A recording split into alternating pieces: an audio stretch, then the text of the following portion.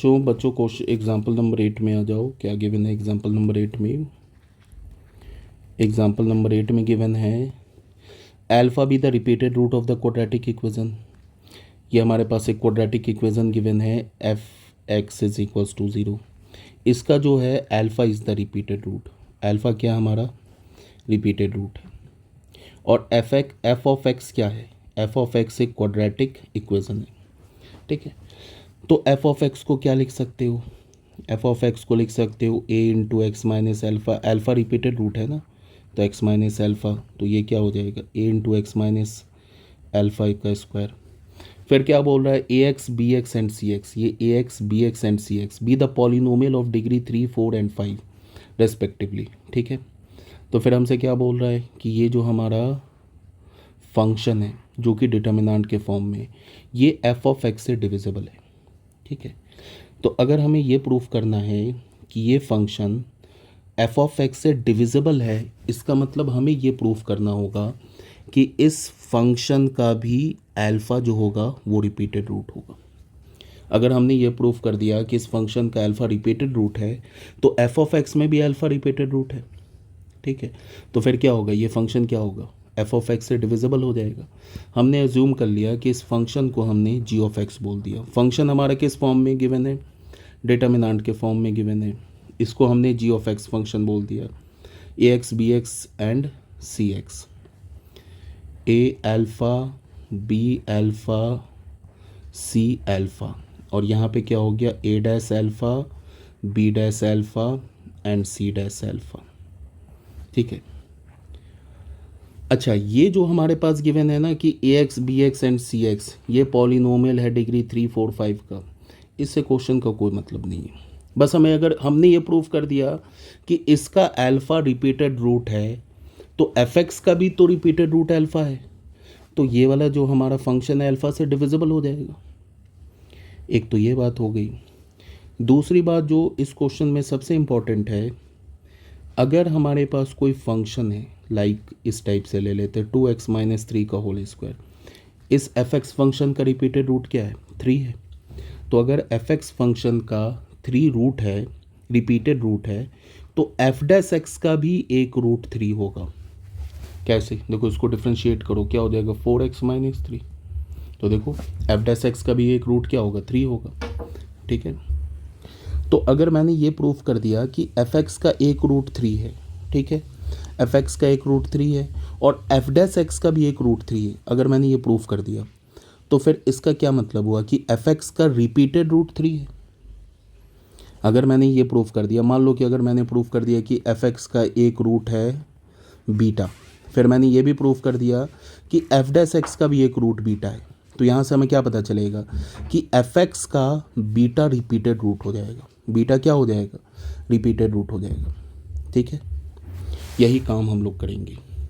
सबसे पहले जी of alpha निकालो, तो जी ऑफ अल्फ़ा क्या होगा?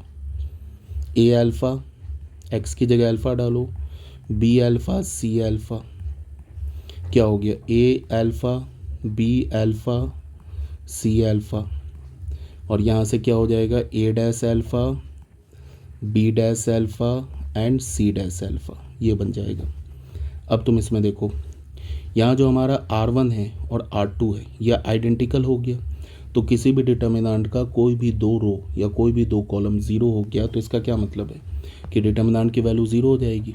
तो जी ऑफ अल्फ़ा ज़ीरो हो गया, इसका क्या मतलब है? Alpha is the root, alpha is the root of g of x. G of x function का अल्फ़ा रूट हो गया। अब क्या करो, इसको डिफ्रेंशिएट करो। जी ऑफ एक्स फंक्शन है ना, इसको डिफ्रेंशिएट करो। अब डिटर्मिनेंट को कैसे डिफ्रेंशिएट करते हैं? डिटर्मिनेंट को हम या तो रो वाइज डिफ्रेंशिएट करते हैं या तो कॉलम वाइज। अगर मैं रो वाइज डिफ्रेंशिएट करूँगा तो पहले रो को डिफ्रेंशिएट कर दूंगा, तो पहला रो को डिफ्रेंशिएट करेंगे तो क्या हो जाएगा A dash X B dash X and C dash X. पहले रो को डिफ्रेंशिएट कर दिया, उसके बाद क्या करूँगा कि second row and third row को एज इट इज़ छोड़ दूंगा। A alpha B alpha C alpha, second row and third row को बी डैश अल्फ़ा और यहाँ पे हो गया सी डैश अल्फ़ा, छोड़ दिया। उसके बाद प्लस फर्स्ट रो को डिफ्रेंशिएट किया था, इस बार फर्स्ट रो को छोड़ देंगे, तो ए एक्स बी एक्स सी एक्स ये हो गया हमारा। सेकेंड रो को डिफ्रेंशिएट करेंगे, तो सेकेंड रो में तो कांस्टेंट है, A alpha B alpha C alpha, ये तो कांस्टेंट है, तो इसका डेरिवेटिव क्या हो जाएगा, 0 0 0। फिर थर्ड रो को छोड़ देंगे, थर्ड रो को छोड़ देंगे तो हमारे पास क्या मिल जाएगा, A dash alpha B dash alpha and C dash alpha.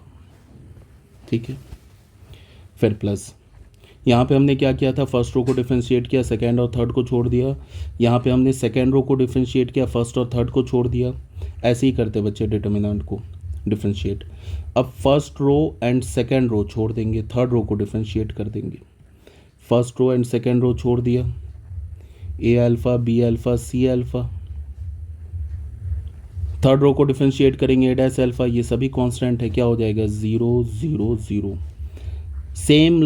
इसमें सेम लाइन में हम क्या करेंगे, कॉलम वाइज भी डिफरेंशिएट करेंगे। पहले क्या करेंगे, फर्स्ट कॉलम को डिफरेंशिएट करेंगे, सेकंड थर्ड को छोड़ देंगे, फिर प्लस, फिर सेकंड कॉलम को डिफरेंशिएट करेंगे, फर्स्ट थर्ड को छोड़ देंगे, फिर प्लस, फर्स्ट और सेकंड को डिफरेंशिएट करेंगे, थर्ड कॉलम को छोड़ देंगे।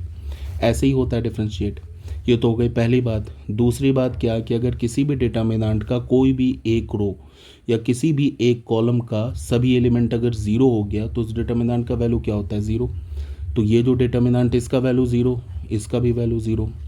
तो जी डैश एक्स हमें क्या मिला, जी डैश एक्स का वैल्यू हमें मिलेगा A dash X B dash X and C dash x.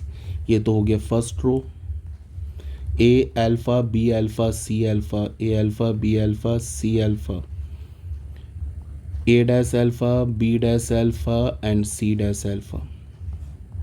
ठीक है, तो यहाँ से अगर मैंने जी डैश अल्फ़ा निकाला तो क्या हो जाएगा, ये हो जाएगा A dash alpha B dash alpha C dash alpha.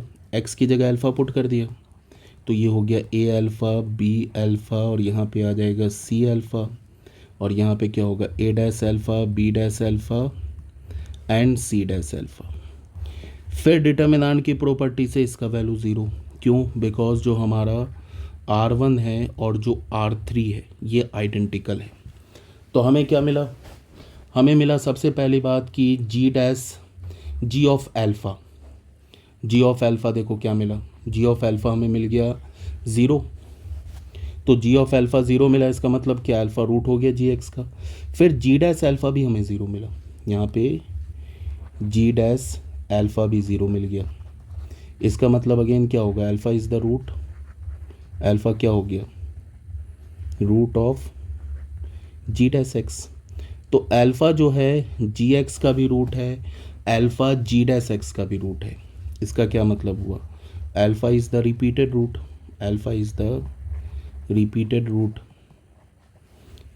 Root of g x. अभी बताया था ना मैंने, यहाँ पे बताया था एफ एक्स हमारा ये फंक्शन है, ठीक है।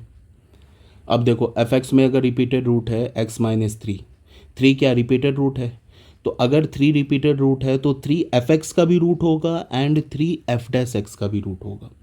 तो अगर थ्री एफ एक्स का भी रूट है एंड एफ डैश एक्स का भी रूट है तो हम क्या बोल सकते हैं कि थ्री हमारा रिपीटेड रूट है एफ ऑफ एक्स का।